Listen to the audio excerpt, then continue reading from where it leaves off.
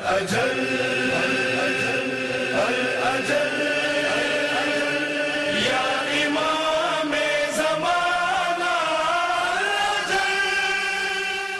वालेकुम नाज़रीन, सैयदा अंजुम नकवी प्रोग्राम ज़हूर कैमरे के हज़रत खिदमत नाज़रीन, तमाम दुनिया से उलमा से मोमिनीन मोमिनात से इंटरव्यूज़ दे रहे हैं। हम आपके शुक्रगुज़ार हैं, आप हमारा साथ दे रहे हैं।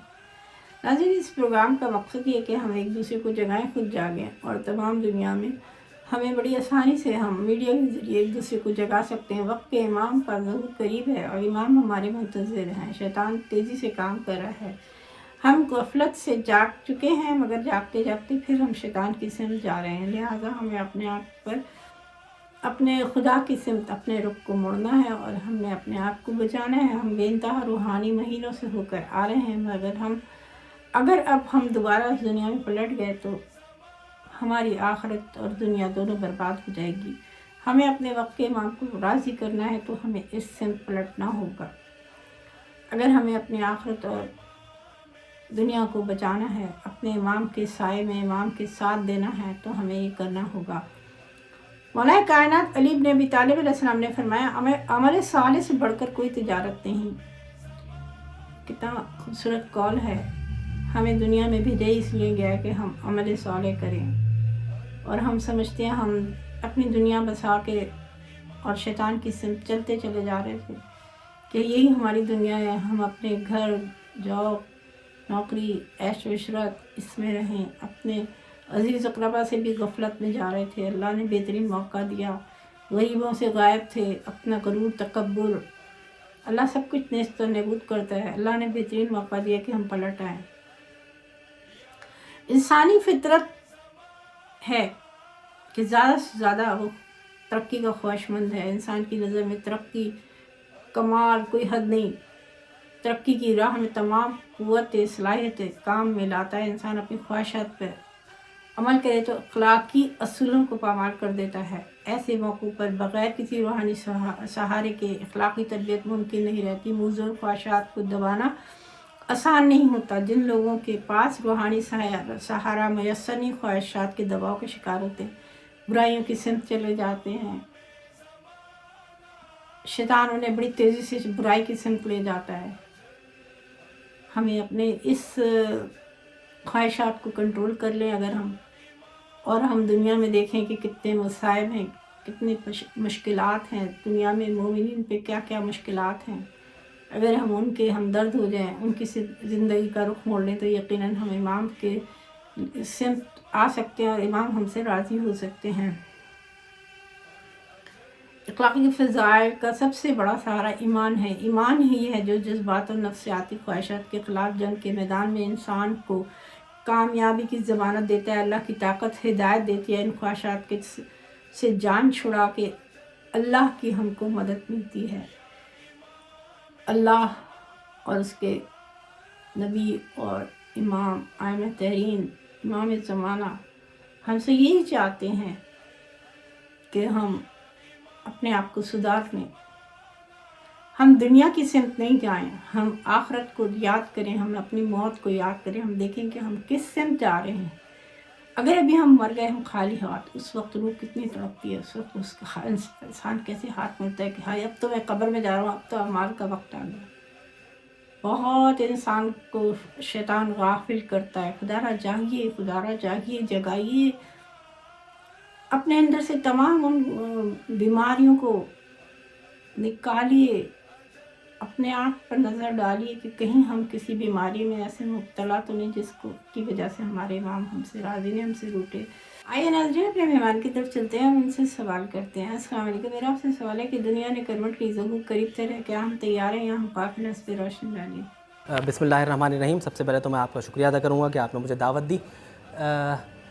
जहाँ तक आपके प्रोग्राम का ताल्लुक़ है कि ज़हूर क़ाइम, जो कि क़ाइम टीवी पर आपकी नशरियात का एक प्रोग्राम है, जारी व सारी है, वाक़ईन बहुत अच्छा प्रोग्राम है और आप इसमें मुख्तलिफ़ उलमा किराम को दावत देते हैं और उनसे राय तलब करते हैं। ये प्रोग्राम असर हाज़िर की ज़रूरत है। आजकल के दौर में इसकी बेइंतहा ज़रूरत है और लोगों तक इस पैगाम को पहुँचाना इंतहाई ज़रूरी है। जहाँ तक आपके सवाल का ताल्लुक़ है, क्या हम ज़माने के इमाम के ज़हूर के लिए तैयार हैं یا ہم ظہور سے غافل ہیں؟ دیکھیے ہمارے یہاں انسانوں میں دو طرح کے طبقے ہیں. ایک وہ طبقہ ہے کہ جو باقاعدہ اپنی عبادات کو انجام دیتا ہے اور واجبات کو انجام دیتا ہے, محرمات سے اپنے دامن کو محفوظ رکھتا ہے, مستحبات پہ عمل کرتا ہے, مکروہات پر عمل کرتا ہے. یہ جو طبقہ ہے یہ ایک مختصر طبقہ ہے. جیسے کہ سورہ والعصر میں ہم پڑھتے ہیں بسم اللہ الرحمن الرحیم, والعصر ان الانسان لفی خسر الا الذین آمنوا وعملوا الصالحات وتواصوا بالحق وتواصوا بالصبر. یعنی کہ خدا عصر کی قسم کھا کے کہہ رہا ہے کہ ان الانسان لفی خسر, پوری کی پوری انسانیت خسارے میں ہے. یعنی کہ 100 کے 100%, 100% انسان خسارے میں ہے. الا الذین آمنوا, ہاں کچھ لوگ ایسے ہیں کہ جو ایمان لائے, وعملوا الصالحات, اور انہوں نے نیک کام انجام دیے, وتواصوا بالحق وتواصوا بالصبر, اور حق اور صبر کی تلقین کرتے رہے. یہ لوگ خدا کے عتاب سے محفوظ ہیں, خدا کے عذاب سے محفوظ ہیں. تو اگر ہم غور کریں, اور یہ خسارے سے محفوظ ہیں, اگر ہم غور کریں تو خدا کی اطاعت کرنے والے ہمیں کم ملیں گے تعداد میں, اور یہ ایک تلخ حقیقت ہے جسے ہمیں قبول کرنا چاہیے. جی ہاں, اگر ہم دیکھیں تو ہم اس عنوان سے تو غافل ہیں. اگر زمانے کے امام آ جائیں تو ہم انہیں کیا پیش کریں گے؟ ہم ان کے ظہور کی تیاری کس حد تک کر رہے ہیں, یہ ہمیں اپنے آپ سے سوال کرنا چاہیے. جی نہیں, ہم ان کے ظہور کی تیاری نہیں کر پا رہے ہیں. اگر ہم دعائے عہد پڑھ لیتے ہیں, ٹھیک ہے, اگر ہم دعائے سلامتی امام زمانہ پڑھ لیتے ہیں, اگر ہم دعائے فرج پڑھ لیتے ہیں, تو پڑھنا دعا کا اور چیز ہے, اور اس دعا کو مانگنا اور طلب کرنا اور چیز ہے. ہم تو یہ کہتے ہیں کہ مولا آ جائیے, آپ سارے کے سارے حالات ٹھیک کر دیں گے. نہیں, مولا تو حالات تب ٹھیک کریں گے کہ جب ہم خود ٹھیک ہو جائیں گے. جب ہم خود ٹھیک ہو جائیں گے تو پھر حالات خود بخود بہتر ہونا شروع ہو جائیں گے. جب حالات بہتری کی طرف آئیں گے امام ظہور کر لیں گے. اس کا مطلب یہ نہیں ہے کہ ہم سڑکوں پہ جا کے فساد اور ظلم و جور پھیلانا شروع کر دیں کہ زمانے کے امام کے ظہور کے لیے ہم کوششیں کر رہے ہیں. نہیں, آپ کی جو فیلڈ ہے آپ اس میں ایکسل کریں, آپ اس میں حلال کو انجام دیں, حرام سے اپنے دامن کو محفوظ رکھیں, آپ زمانے کے امام کے اچھے سپاہی کہلائیں گے.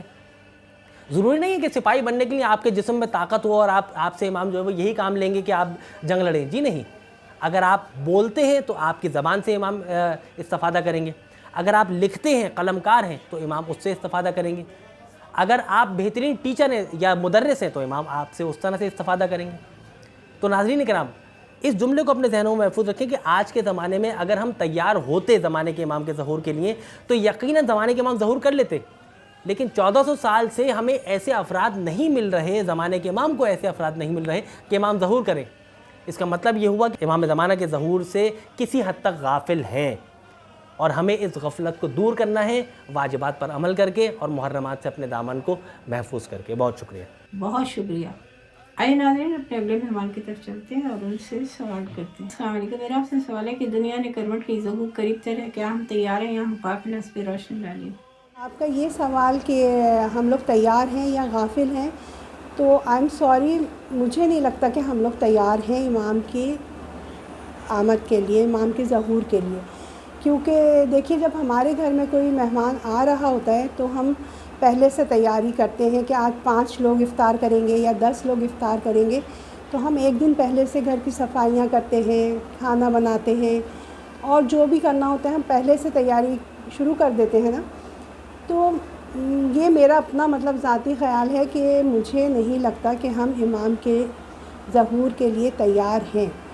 ہم کو بہت زیادہ ضرورت ہے تیاری کی.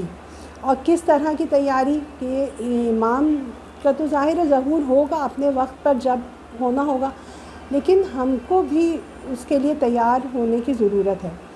کس طریقے سے ہمیں اپنے مومن بہن بھائیوں کے ساتھ مل کر ہمیں امام کے لیے آسانیاں کریں. امام آپ نے دیکھا کتنے دشمن ہیں, کتنی نیگیٹو سیاست ہے, کتنا غلط ماحول ہے, کتنا پروپیگنڈا ہم لوگوں کے لیے, شیعوں کے لیے کتنا مشکل حالات کیے ہوئے ہیں. پوری دنیا کی نظریں جمی ہوئی ہیں شیعت کے اوپر.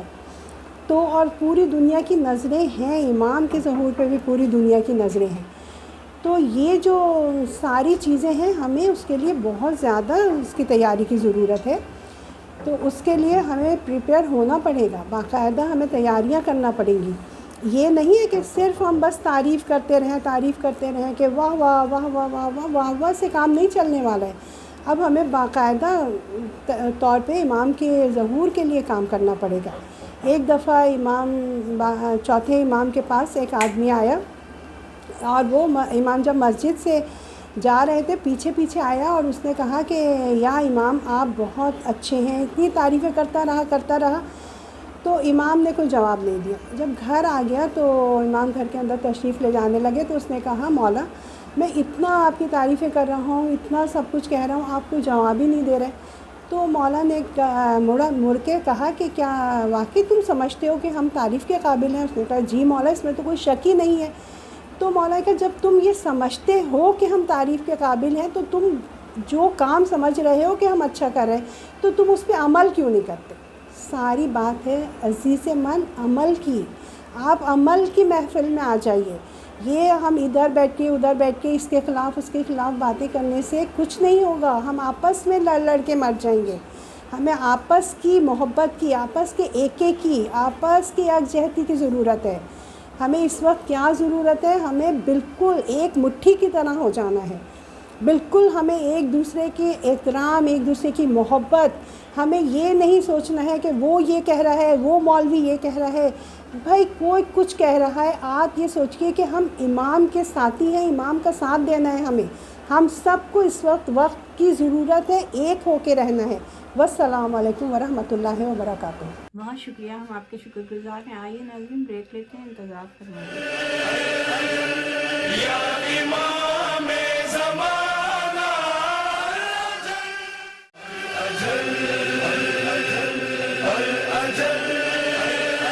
خوش آمدید ناظرین، بریک کے بعد واپس آ چکے ہیں، چلتے ہیں اپنے مہمان کی طرف۔ السلام علیکم، میرا آپ سے سوال ہے، غیبت کے اس دور میں لبیک یا امام کہنا کافی ہے؟ عمل کردار ضروری نہیں، اس پہ روشنی ڈالیے۔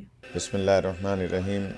انتہائی برمحل، برموقع اور زمانے کے لحاظ سے یہ سوال کیا گیا ہے کہ اس وقت ہمارے ہاں زیادہ تر محافل میں، مجالس میں، تقریبات میں زور دیا جاتا ہے کہ الاجل الاجل یا امام، الاجل لبیک یا امام، یہ نعرے ہمارے یہاں بہت زیادہ لگائے جاتے ہیں۔ نعرے لگانا بری بات نہیں ہے، نعرے لگانے چاہیے، اس لیے کہ اس سے قوم میں جذبہ پیدا ہوتا ہے۔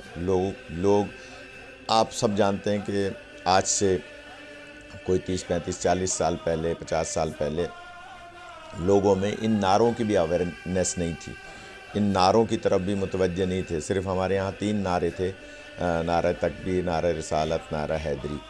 لیکن اب جب سے لوگوں میں اویئرنیس پیدا ہوئی ہے، علماء سے لوگ مربوط ہوئے ہیں، مراجع اعظام سے لوگوں کے جو ہیں وہ روابط ہوئے ہیں، تقلید جو ہے سمجھ میں آنے لگی ہے، اسی طرح سے یہ نعرہ جو ہے لبیک یا امام بہت زیادہ لگایا جاتا ہے۔ لیکن اس نعرے کو صرف نعرے کی حد تک رکھنا مناسب نہیں ہے، اور مناسب ہی نہیں بلکہ انتہائی کہہ لیجئے کہ صرف اپنے آپ کو ایک اس انداز سے پیش کرنا ہے کہ جناب ہم امام کو مانتے ہیں۔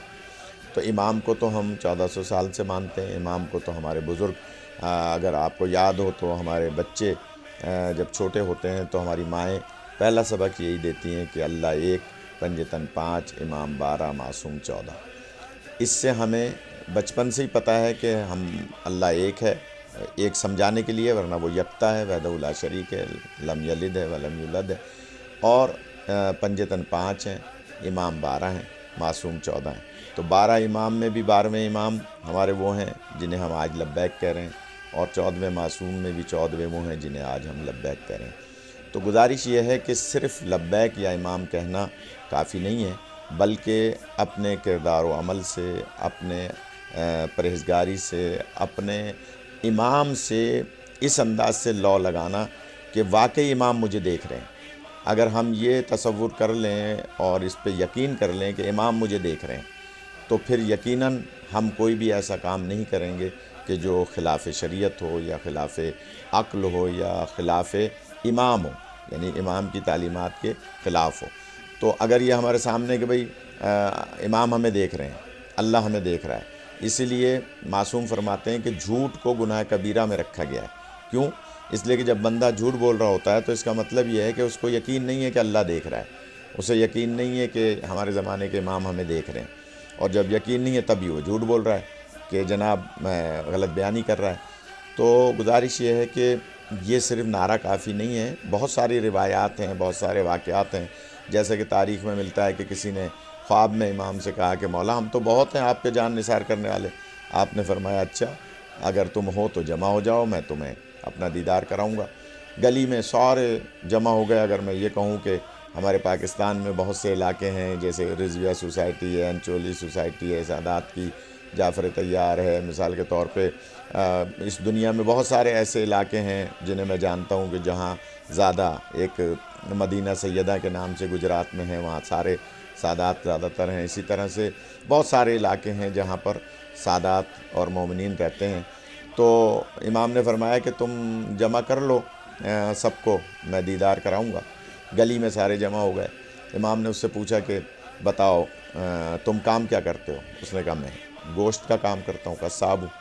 آپ نے فرمایا اندر والے راستے سے، زینے سے ایک بکرا یا کوئی ایک حلال جانور اوپر لے آؤ، اور باہر جو گلی میں مجھ پر لبیک یا امام، لبیک یا امام کہنے والے ہیں، لبیک یا امام کا نعرہ لگانے والے ہیں، الاجل الاجل کا نعرہ لگانے والے ہیں، ان میں سے کسی ایک کو لے آؤ۔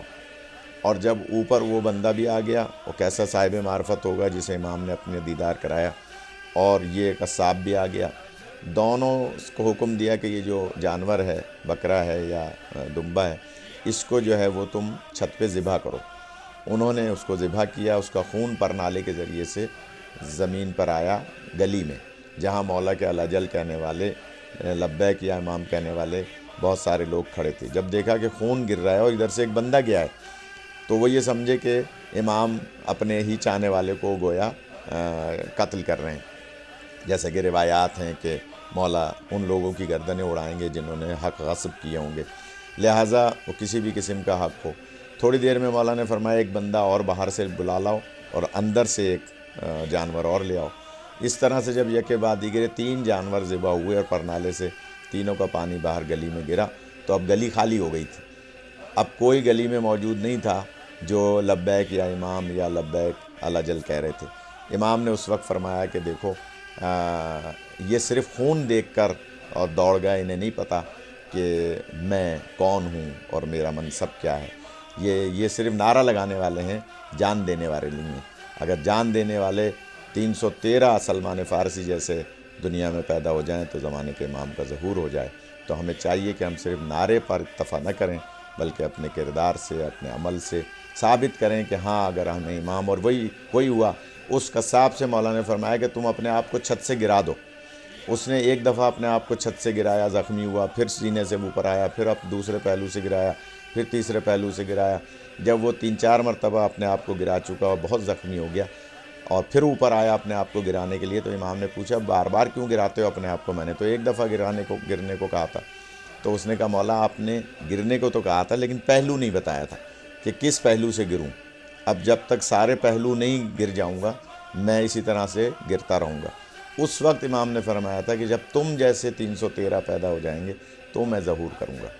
تو امام پر صرف نعرہ لگانا کافی نہیں ہے، بلکہ عمل کے ذریعے سے بتانا ہے کہ ہم امام پر جان نثار کرنے والے ہیں۔ ناظرین، ہمارے پروگرام کا وقت ختم ہونے والا ہے۔ چھٹے امام جعفر صادق علیہ السلام نے فرمایا کہ حسد ایمان کو کھا جاتا ہے اور نیست و نابود کر دیتا ہے۔